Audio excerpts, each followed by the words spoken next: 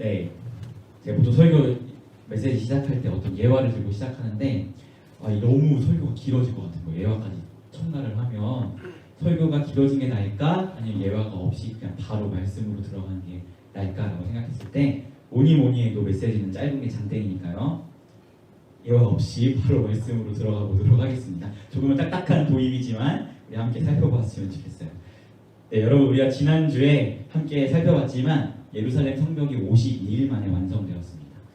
그런데 단 52일 만에 하나님께서 이루신 이 놀라운 역사와 은혜를 우리 유다 공동체가 경험했는데요. 이 52일 만에 완성되는 놀라운 역사가 있었음에도 불구하고 오늘 말씀에 비춰지는 예루살렘 도시의 모습은 조금은 삭막하다는 것을 우리는 좀 느끼게 되는 것 같습니다. 오늘 3절 말씀에 보니까 느헤미야가 이런 명령을 해요. 해가 뜨기 전에는 문을 열지도 말고 예루살렘 성문을 닫고 예루살렘에 사는 주민들이 각각 자기 집 앞을 지켜라 라고 느헤미야가 명령합니다. 왜 그런가 보았더니 지난주에 살펴봤지만 귀족들이 도비야를 가까이 하고 자신의 가족으로 삼아서 느헤미야를 두렵게 하는 이유가 첫 번째 이유였고, 또 오늘 말씀 4절을 보니까 예루살렘 성 안은 크고 넓은데 그곳에 사는 주민이 적고 그들이 살 집들도 아직 건축되어 있지 않은 삭막한 분위기가 있었음을 말씀 가운데 살펴보게 됩니다. 특별히 우리가 지난주에 포로기환에 대한 이야기 제가 잠깐 했었잖아요. 1차, 2차, 3차 포로기환이 있었다라고. 특별히 이제 느헤미야가 데리고 온 이 포로기환을 3차 포로기환이라고 이야기하는데요. 앞에 이미 두 번의 포로기환이 있었다는 이야기죠. 그런데 오늘 말씀을 통해서 보게 되는 건 그럼에도 불구하고 예루살렘 성 안에 주민들이 적었다라고 성경은 이야기해요. 이 말을 가지고 우리가 한번 유추해 보면 이제 예루살렘 유다로 돌아가도 좋다라는 포로기환 명령이 떨어졌음에도 불구하고 모든 유다 사람들이 돌아오지 않았다라는 것을 암시적으로 우리가 볼 수 있고 추측해 볼 수 있는 것이죠. 즉 돌아오지 않은 사람들은 하나님의 언약 백성이라는 자신들의 정체성을 잊어버리고 여전히 그곳에 안주하며 살고 있다는 것까지도 우리는 추측해 보게 됩니다. 즉 단 52일 만에 예루살렘 성벽이 재건되었지만 현재 완성된 예루살렘 성 안의 분위기는 주민들도 적은 삭막한 분위기, 게다가 유다 사람들에게 포로기환 명령이 떨어졌음에도 전부가 돌아오지 않은 자신의 정체성을 잊어버린 그런 영적으로 삭막한 분위기가 전개되고 있다는 것을 우리 말씀 가운데에서 우리는 살펴보게 됩니다. 느헤미야는 이 삭막함을 헤쳐나가고자 여러 가지 일들을 시행함을 우리는 보게 되는데요. 먼저 그 느헤미야가 행한 일 첫 번째는 예루살렘이라는 도시 자체의 그 삭막함을 그리고 대적들로부터의 위협을 이겨내고자 하는 정책들을 펼침을 보게 됩니다. 오늘 말씀 1절, 2절을 보니까 먼저는 성문을 지키는 문지기들을 세우고 그리고 노래하는 자들과 레위 사람들을 세우고 그 이후에 자신이 동생인 하나니, 이 사람은 느헤미야가 수산궁에 있을 때 예루살렘 성벽이 무너졌다는 소식을 전해줬던 사람이죠. 그 하나니와 하나냐라는 사람을 예루살렘의 지도자로 세움을 보게 됩니다. 그리고 이들은 특별히 하나님을 경외함이 탁월한 뛰어난 자들이었기 때문에 이들을 지도자로 세웠음을 성경은 이야기하고 있어요. 즉 느헤미야는 먼저 도시 자체의 그 삭막함을 그리고 대적들로부터의 위협을 해결하고자 하나님을 경외하는 사람들을 도시의 지도자로 세우고 또 문지기와 레위 사람들, 그 노래하는 사람들, 이렇게 하나님을 예배하고 섬기는 사람들을 먼저는 세웠음을 우리는 말씀을 통해서 보게 됩니다. 그리고 느헤미야는 더 중요한 이 영적인 삭막함, 자신들의 정체성을 잊어버리고 포로기환 명령이 떨어졌음에도 돌아오지 않은 그런 유다의 분위기 안에 있는 영적인 삭막함을 헤쳐나가고자 하는데요. 5절에 보니까 귀족들과 민장들과 백성들을 모아서 그들의 조상들로부터 내려오는 그 계보를 등록하게 합니다. 그리고 그것을 통해서 이 영적인 삭막함 가운데 자신들의 정체성의 회복을 이루고자 한 것이죠. 그래서 그렇게 쓰여진 계보가 오늘 7장에 나오는 72절까지 쭉 쓰여 있는 것이 그 사람들의 계보입니다. 이 말씀을 천천히 우리가 한번 앞에부터 살펴보면 바벨론에 잡혀갔다가 예루살렘에 돌아온 유다 사람들이 있는데 이 사람들이 특별히 스룹바벨, 예수아, 느헤미야, 아사랴, 라함야, 나하마니, 모르드게, 빌산, 미스베레, 비그웨, 느훔, 바하나와 함께 왔다고 성경은 이야기하고 있습니다. 여기서 잠깐 짚고 넘어가면 여기서 등장하는 느헤미야와 모르드게 너무 익숙한 이름이죠. 이 사람들은 우리가 알고 있는 그 느헤미야와 에스더서에 등장하는 모르드게가 아닙니다. 먼저 그것을 이야기해요. 왜냐하면 이 5절에서 이야기하고 있듯이 느헤미야가 알게 된 것은 처음 1차 포로기한 때 돌아온 사람들의 계보다라고 이야기하고 있는데, 느헤미야는 3차 포로기한 때 온 사람이고 모르드게도 한참 후에 돌아온 사람이기 때문에 이름이 같은 사람일 뿐 그 느헤미야와 모르드게가 아님을 먼저는 이야기해 드리고요. 그리고 그 외에 적혀있는 수많은 사람들의 이름이 있죠. 12명이 나오는데 그 다른 인물들에 대해서도 우리가 이 사람들이 구체적으로 어떤 집하고 어떤 인물인지에 대해서는 구체적으로 우리가 알 수는 없습니다. 단 여기 등장하는 스룹바벨과 예수아라는 사람 빼고는 우리가 알 수 없음을 보게 돼요. 그래서 우리는 특별히 이 계보에서 집중하게 되는 것은 바로 스룹바벨 그리고 예수아라는 이 사람인데, 우리 여기에 좀 주목해 볼 필요가 있습니다. 스룹바벨이 누구냐? 바로 여호야긴 왕의 손자로서 다윗의 혈통을 잇는 유다 지파가 바로 스룹바벨입니다. 그리고 예수아는 대제사장의 혈통을 잇는 사람이 바로 예수아입니다. 느헤미야가 1차 포로기한을 했을 때 돌아온 사람들의 계보를 딱 계보조사 사업을 통해서 딱 알게 되면서 처음 마주하게 된 이름이 바로 스룹바벨과 예수아라는 것은 사실 엄청난 의미가 있습니다. 우리가 잠깐 다윗의 때로 돌아가서 생각해 보면 하나님께서 다윗과 언약을 맺으시거든요. 어떤 언약을 맺으시죠? 다윗의 왕위가 영원할 것이라는 이 언약을 하나님께서 세우십니다. 이 영원할 것이라는 이 언약은 사실 예수 그리스도에 대한 약속이에요. 왜냐하면 예수님께서 다윗의 후손으로 오시고 영원한 왕이 되셔서 그 다윗의 왕의 계보가 영원토록 끊어지지 않는 이러한 축복적인 은혜를 다윗의 집안에 하나님이 베푸시잖아요. 이 다윗과 맺으신 언약이 결국 예수님에 대한 그 언약인데, 중요한 건 그렇게 언약을 맺고 한참 뒤에 다윗의 후손들 남유다와 북이스라엘이 죄악 가운데 빠져서 유다가 망했잖아요. 그리고 바벨론에게 멸망했잖아요.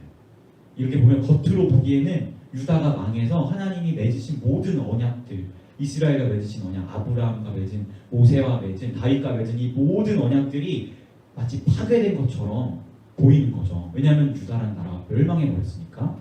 그런데 하나님의 은혜로 유다 백성들이 유다 땅에 돌아오는 포로기한을 하게 되었는데, 그 돌아온 자들의 계보를 조사해 보니까 그 첫 번째로 등장하는 이름이 다윗의 혈통이 스룹바벨이고 대제사장의 혈통이 예수아라는 것은 엄청난 의미가 있다는 것을 우리는 살펴보게 됩니다. 또 예수아라는 사람은 특별히 대제사장의 혈통이라고 이야기했는데, 대제사장이라는 이 직분은 훗날 예수님께서 십자가 위에서 감당하시게 될 직분이 바로 대제사장이라는 직분이죠. 그러니까 결국엔 다윗의 혈통으로서의 그 왕이라는 직분과 십자가에서 감당하실 대제사장이라는 이 직분이 예수님이라는 그분 안에서 하나가 되는 것인데, 그 왕과 대제사장의 혈통을 잇는 그 상징적인 인물들이 포로귀환에서 돌아온 그 계보 가운데 떡하니 등장하고 있다는 것을 우리는 말씀을 통해서 보게 되는 것이죠. 즉 이 계보는 겉으로 봤을 때 유다가 망해서 하나님의 모든 예수님에 대한 언약이 파괴되고 끊어진 것처럼 보였지만, 사실은 하나님께서 그 오랜 포로 기간 생활 속에서도 신실하게 당신의 언약을 지키시고 보존하고 계셨다는 사실을 이 계보를 통해서 우리는 살펴보게 됩니다. 사실 제가 느헤미야가 영적인 삭막함을 없애고자 그들의 뿌리인 계보조사 사업을 펼쳤다라고 이야기했지만, 그 모든 일의 시작은 사실 5절에서 보면 하나님이 감동시키셔서 느헤미야가 그런 사업을 펼쳤다라고 성경은 이야기하고 있어요. 다른 말로 이야기하면 계보조사 사업을 통해서 하나님께서 포로에서 돌아온 유다 백성들에게 하고 싶으신 말씀이 있으시다는 거죠. 그러니까 하나님이 감동시키셔서 느헤미야에게 그 같은 일을 행하게 하신 거죠. 그렇게 이해를 해보면 하나님이 유다 백성들에게 하고 싶으신 말이 있는데, 그 계보 가운데에서 분명 하나님의 뜻이 있는데 그걸 보니까 스룹바벨과 예수아의 이름이 있었고, 이들은 하나님께서 유다가 망했던 그 기나긴 시간 속에서도 예수님에 대한 하나님의 신실한 언약을 지키고 보존하고 계셨다는 그 사실을 하나님께서 유다 백성들에게 지금 계보조사 사업을 통해서 말씀하고자 하심을 우리는 보게 됩니다. 그리고 이 계보, 이 등장하는 72절까지 등장하는 계보는요, 이 스룹바벨과 예수아만 뿐만 아니라요, 사실 되게 많은 언약적인 의미들을 담고 있어요. 먼저는 이 사람들이 약속의 땅인 유다 땅으로 다시 돌아왔죠. 거기서도 하나님의 언약의 회복을 다시 한번 볼 수 있고, 그리고 아브라함 자손의 수가 하늘의 별과 같이 바다 아래 모래알과 같이 많아질 것이라는 하나님이 그런 약속을 아브라함에게 주셨는데, 이 계보를 보면 정말 바다 아래 모래알과 같이 하늘의 별과 같이 많은 그런 자손들이 늘어났음을 우리는 계보를 통해서 보게 됩니다. 그리고 이 아브라함과 맺으신 이 약속은 단순히 아브라함의 핏줄뿐만 아니라 예수 그리스도를 믿음으로 하나님의 백성이 돼 그런 구원받은 그리스도인들이 그렇게 많아질 것이라는 그런 궁극적인 약속까지 포함하고 있는 약속이거든요. 즉 이 계보는 하나님께서 이미 아브라함의 혈통도 그렇게 많이 번식시켜 놓으셨고, 그뿐만 아니라 믿음으로 예수의 자녀가 될 사람들도 하나님이 그렇게 만드실 것이라는 약속의 정진성을 보여주고 있는 것이 바로 이 계보입니다. 결국 하나님께서 이 계보조사 사업을 통해서 하시고자 하시는 말씀이 뭐냐? 바로 언약이다. 그 핵심은 언약이다라는 것을 우리는 살펴보게 됩니다. 하나님께서 계보조사 사업을 통해서 포로에서 돌아온 유다 백성들에게 말씀하시고픈 바가 있었는데, 그것이 바로 뭐냐면, 유다 너희의 정체성은 하나님의 언약 백성이고, 이 언약은 예수 그리스도에 대한 언약이고, 너희를 통해 구원자 예수가 반드시 올 거야. 내가 너희가 포로로 있는 그 긴 기간 동안에도 이 약속을 변치 않고 신실하게 지키고 보존하고 이루고 있었어라는 그 말씀을 하나님이 계보조사 사업을 통해서 포로에서 돌아온 정체성을 잃어버린 유다 백성들에게 말씀하고 계시다는 것을 우리는 살펴보게 되는 것이죠. 사랑하는 피플이 여러분, 때로는 우리의 삶이 이 삭막한 예루살렘 도시처럼, 그리고 오랜 포로 생활로 인하여 정체성을 잃어버린 유다 백성들처럼 좀 영적으로나 생활적으로나 삭막해질 때가 있는 것 같습니다. 그리고 어쩌면 지금도 그 삭막함 가운데에서 살아가고 있는 우리 공동체의 사람들이 있을 수도 있어요. 그런데 여러분, 우리가 영적으로 또 생활적으로 삭막한 가운데 있을 때 우리가 기억했으면 좋겠는 것은, 하나님은 끊임없이 우리에게 하시고 싶은 말씀이 있으시다는 사실을 우리가 기억하였으면 좋겠습니다. 우리가 그 말씀 가운데 귀 기울이지 않으면 우리의 삶, 또 우리의 영적인 상태는 끊임없이 삭막함을 걸어갈 수밖에 없어요. 하지만 우리가 삭막함 가운데에서 하나님이 우리에게 하시고자 하시는 그 말씀에 귀를 기울이고 그 말씀을 앞에 우리가 나아갈 때, 우리는 그 삭막함에서 벗어나 다시금 풍요로움 가운데로 나아갈 수 있음을 우리가 기억하였으면 좋겠습니다. 자, 그렇다면 오랜 포로 생활에서 돌아온 유다 백성과 같이 삭막함 가운데 거하고 있는 우리들에게 하나님은 과연 무엇을 말씀하고 싶으실까요? 여러 가지 말씀을 하고 싶으시겠죠. 때로는 도전의 말씀, 위로의 말씀, 회복의 말씀, 권면의 말씀, 여러 가지 말씀들, 우리의 상황과 영적인 상태에 따라서 하나님이 말씀하고 싶으신 바가 사람마다 다르겠지만, 특별히 오늘 우리가 읽은 말씀은 그들의 잃어버린 정체성에 대해서 하나님이 말씀하시잖아요. 그 맥락 아래에서 우리가 하나님 우리에게 무엇을 말씀하시고 싶으신지 한번 살펴보았으면 좋겠습니다. 갈라디아서 4장 28절에서 바울 사도는 이렇게 이야기해요. 제가 읽어드릴게요. 짧게 선포하는데, 형제들아 너희는 이삭과 같이 약속의 자녀라 라고 바울 사도가 이야기합니다. 우리는 뭐라고요? 이삭과 같은 약속의 자녀, 다른 말로 하나님의 언약 백성이다 라고 바울 사도는 우리에게 이야기합니다. 하나님이 우리에게 말씀하시는 거죠. 특별히 이삭과 같은 약속의 자녀라는 것은 하나님께서 아브라함과 맺으신 언약을 상속하는 언약의 상속자가 바로 우리라는 뜻이에요. 하나님이 아브라함과 맺으신 언약이 무엇을 나타내죠? 바로 성경에 나타나는 모든 언약은 예수 그리스도 그 한 분만을 나타냅니다. 여러분이 언약의 상속자라는 것은 언약의 완성이신 예수 그리스도라는 분이 여러분의 기업이 된다는 뜻이에요. 사랑하는 피플 여러분, 여러분이 영적으로 삭막하십니까? 또 생활 가운데 그 삭막함 가운데 사로잡혀 계십니까? 어쩌면 그 삭막함의 원인은 내가 믿음으로 상속받게 된 아브라함과 맺으신 그 언약의 실체인 예수 그리스도를 놓치고 있었기 때문이라는 것을 우리가 돌아보게 되는 것 같습니다. 저는 우리 피플이가 먼저는 하나님께 돌아가서 여러분이 그분이 여러분을 향해 말씀하시는 여러분의 정체성에 대해서 귀 기울여 보셨으면 좋겠습니다. 그리고 그 하나님께서 여러분에게 너는 아브라함 언약의 상속자야, 너는 나의 언약 백성이야, 성경에 나타난 모든 언약의 완성인 예수 그리스도가 너의 정체성이고 너의 기업이야 라고 말씀하시는 그 하나님의 말씀하심을 여러분이 직접 꼭 들어보셨으면 좋겠습니다. 여러분, 하나님은 언제나 삭막함 가운데 거하는 당신의 백성들에게 항상 신실한 하나님의 언약을 말씀하십니다. 그리고 이 언약은 구약시대나 또 신약시대를 살아가고 있는 오늘이나 항상 예수 그리스도를 보여줍니다. 구약에는 언약의 완성이 되실 예수 그리스도이시고, 신약에는 그 언약의 완성이 되신 예수 그리스도를 하나님께서는 그 언약을 통해서 끊임없이 우리에게 제시하고 계시다는 사실이죠. 사실 우리가 삭막함 가운데 벗어나고자 예수를 바라보고 그 예수를 우리 정체성임을 기억하며 나아가야 한다고 이야기했는데요. 성경에서 보면 정말 놀라운 것이 그 나병 환자를 우리가 만지면 부정하다라고 이야기하거든요. 그리고 시체, 죽은 사람의 시체를 만지면 부정하다라고 이야기를 해요. 그래서 뭐 바리새인과 서기관 같은 사람들에게 예수님이 너희는 평토장한 무덤과 같다라고 해서, 평토장한 무덤이 이렇게 봉긋하게 봉우리가 있는 무덤이 아니라 길인지 무덤인지 알 수 없는 그런 무덤을 이야기하거든요. 그래서 사람들이 알게 모르게 그 무덤을 밟고 지나가는, 그래서 부정해지는 그런 평토장한 무덤과 같은 사람들이 바리새인, 서기관, 너네 같은 사람들이다라고 이야기하는데, 아무쪼록 나병 환자를 만지면 우리가 만지면 부정해지고, 죽은 사람을 우리가 만지거나 가까이 하면 부정해지는데, 놀라운 것은 그 나병 환자를 예수님이 만지면 그 나병 환자는 깨끗해지고, 죽은 자를 예수님이 가까이 하시고 말씀하시면 그 죽은 자가 살아난다는 사실을 성경은 분명하게 이야기합니다. 예수 그리스도는 우리에게 이러한 존재세요. 여러분이 영적으로 삭막하거나 생활적으로 삭막할 때, 우리의 정체성을 잃어버리며 나아갈 때 하나님은 우리에게 언약을 말씀하시고, 그 언약은 결국 예수 그리스도를 가리키고 있고, 그 예수 그리스도는 여러분의 삭막함을 풍요로움으로 바꾸시는 분이라는 것이죠. 사랑하는 히프리 여러분, 삭막함 가운데 있었던 유다 백성들에게 계보조사 사업을 통해서 그들에게 말씀하셨던 그 하나님의 은혜가 우리 공동체 가운데 충만하기를 소망합니다.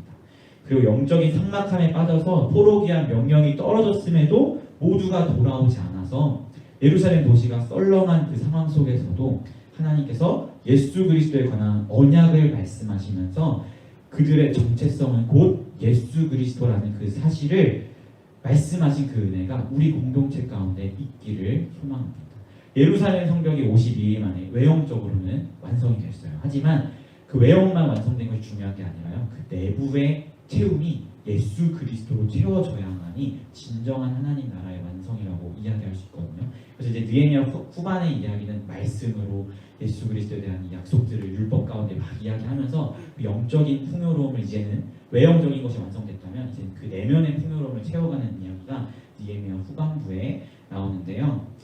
우리가 하나님 나라의 완성을 위해서 느헤미야처럼 부름받은 사람이라면 이제는 그 외형적인 확장, 복음을 증거하고 그 사람들에게 예수 그리스도를 전하는 것, 거기까지 나아갔다면 이제는 그 사람들 내면이 예수 그리스도로 풍요로워지게, 그리고 나부터도 예수 그리스도로 풍요로워지게 나아가는 우리 피프리가 되기를 소망합니다. 사랑하는 피프리 여러분, 오직 예수 그리스도, 그분이 우리의 정체성입니다. 삭막한 가운데서 벗어나 하나님께 돌아가고 그분 앞에서 그분의 언약을 붙잡고 우리가 언약의 상속자로서 우리의 정체성을 회복하며 나아가는 우리 피프리가 되기를 소망합니다. 그런 은혜가 우리 피프리 삶 가운데 날마다 넘쳐나기를 예수님의 이름으로 소망합니다. 아멘. 네, 우리 함께 찬양하며 나아갔으면 좋겠습니다. 네, 제가 선포하는 찬양인데 우리 여호와께 돌아가자라는 찬양을 같이 했으면 좋겠어요. 삭막한 가운데 거하고 있는 우리에게 하나님은 언제나 예수 그리스도의 그 언약, 그분을 우리에게 제시해 주십니다. 그 사실을 기억하며 함께 고백할까요? 내 백성이 나를 떠나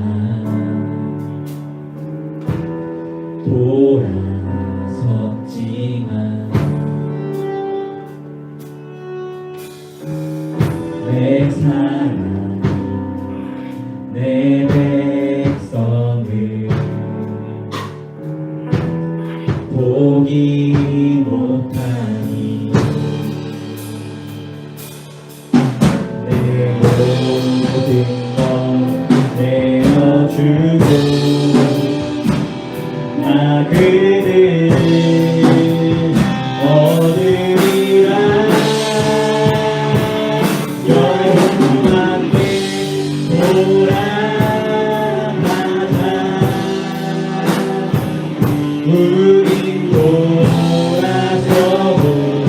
그는 변치 않네. 여호와께 돌아가자. 우린 넘어져도 그 사랑 영원하네. 내 백성이 나를 떠나 돌아섰지만 내 사랑 내 백성을 보지 못하니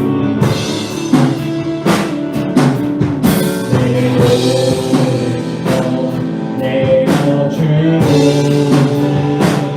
나 그들을 얻으리라. 여호와께 돌아가자. 우리 돌아서도 그는 변치 않네. 여호와께 돌아가자. 우리 넘어서도 그 사랑 영원한 사랑을 오래 참고 사랑을 오래 참고 다시는 내어주네. 서로 사랑할 때 세상을 주보네.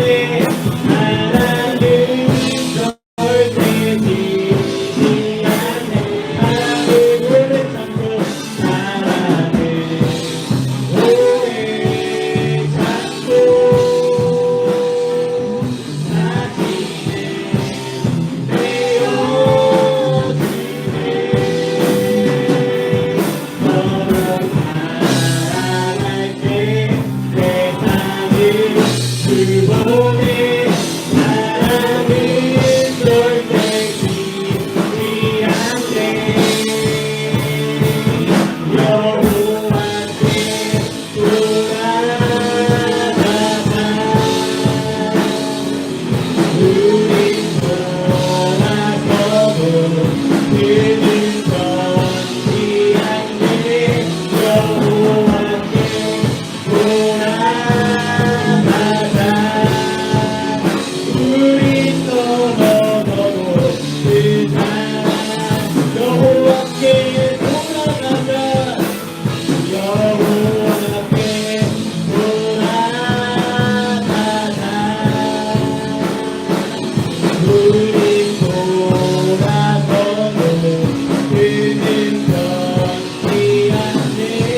여호와께 돌아가자.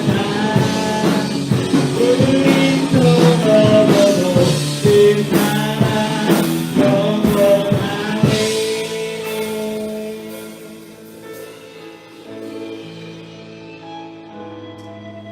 여러분, 여러분의 삶이 지금 영적으로나 생활적으로나 삭막함 가운데 있습니까? 우리의 영적인 삭막함, 생활적인 삭막함은 우리의 기업 되신 예수 그리스도를 놓치고 있을 때 발생하는 현상임을 우리가 기억하였으면 좋겠습니다. 하나님께서 여러분에게 선포하십니다. 너희는 아브라함 언약의 상속자다. 그리고 이 언약은 바로 예수 그리스도를 나타낸다 라고 이야기하십니다. 여러분, 우리가 언약의 상속자라면 우리는 항상 우리의 기업 되시는 그 예수 그리스도를 기억하고 그분을 붙잡고 나아가야 하는 것이 우리의 사명임을 우리가 기억하며 나아가였으면 좋겠습니다. 지금 함께 하나님 앞에 기도하며 나아갈 때에 하나님, 오랜 포로기간 생활 가운데에서 영적으로 삭막해져 버린 유다 백성들의 모습이 나의 모습이었음을 돌아봅니다. 그러나 그들에게 항상 언약을 말씀하시고 예수 그리스도를 가르치셨던 그 하나님의 은혜가 오늘도 나의 심령을 조명하고 있음을 기억하오니 내가 이 예수 그리스도께 돌아갈 수 있도록 나의 발걸음을 인도하여 주시고 내가 이 예수 앞에 영적인 상막함이 풍요로움으로 바뀌는 은혜가 있을 수 있도록 인도하여 달라고 함께 전심으로 기도하며 나아가도록 하겠습니다. 기도하겠습니다. 하나님 그렇습니다. 우리에게 하나님께서 예수 그리스도를 기업으로 우리는 아브라함 언약의 상속자이며 이 언약은 우리에게 예수 그리스도가 너희의 기업이라 말씀하시며 우리 없었습니다. 오랜 도로기간으로 인하여 영적으로 삭막하다 버린 그간의 기업들 도로기간 명령이 떨어졌지만 그러다로 돌아오지 아니하여 예루살렘 도시가 삭막하고 우리 영적으로 삭막하던 가운데 있는 그들에게 하나님께서는 니에미야에게 계보를 사업을 명령하시고 그 계보를 사업을 통하여서 너희는 나의 언약 백성이다라고 말씀하시는 그 언약은 예수 그리스도를 말씀하시는 우리 다시 한번 말씀을 통하여 보게 되었습니다. 아버지 그리고 이러한 은혜가 오늘 우리의 심령 가운데 동일하게 있음을 기억합니다. 우리가 영적으로 삭막한 가운데 빠져있고 생활적으로 삭막한 가운데 빠져있는 우리에게 하나님께서는 끊임없이 우리가 언약의 상속자임을 말씀하시며 우리가 예수 그리스도가 우리의 기업임을 말씀하시며 그 예수를 바라볼 것을 그 예수를 붙잡을 것을 그 예수께 돌아올 것을 주님 말씀하고 계시고 우리가 기억합니다.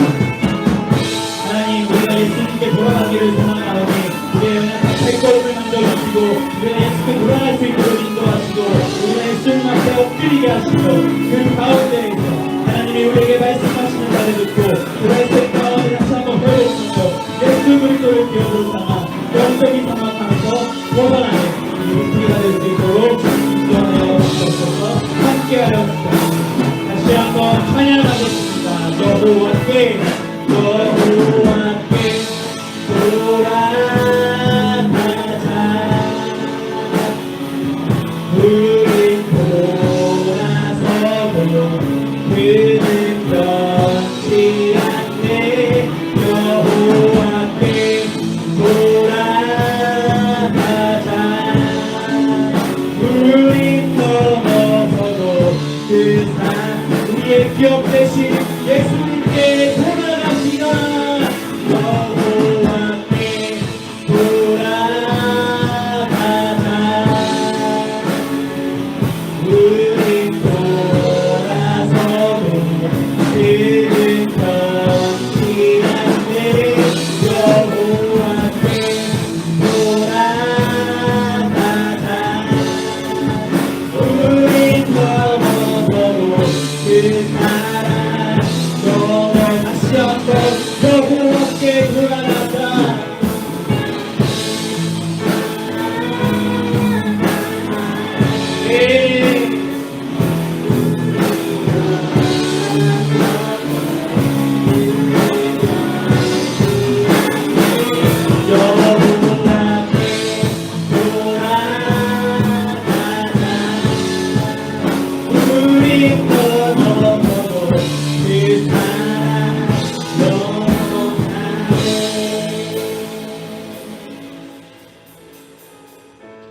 하나님 그렇습니다. 하나님께서는 언제나 죄악에 빠져있고 영적으로 삭막한 가운데 거하는 당신의 백성들에게 하나님의 언약을 말씀하심을 기억합니다.